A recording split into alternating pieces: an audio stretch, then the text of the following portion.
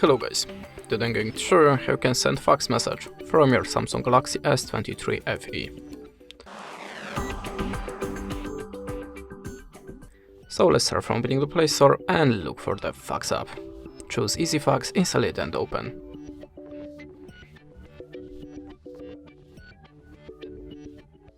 To show again this free credits banner, you have to restart the application. Now click on the plus and choose source of your document. Allow permission, and now just choose your photo or the file.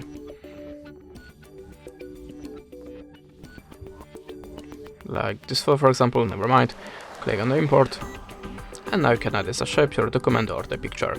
If you're ready, click on the arrow icon, and now you can choose the filter for the photo to make it more visible. If you're ready, click on the accept icon. Type the number in this place and choose the country from the list. To send the message, just click on this button. And that's it. Thanks for watching, leave us a like or a comment, and goodbye.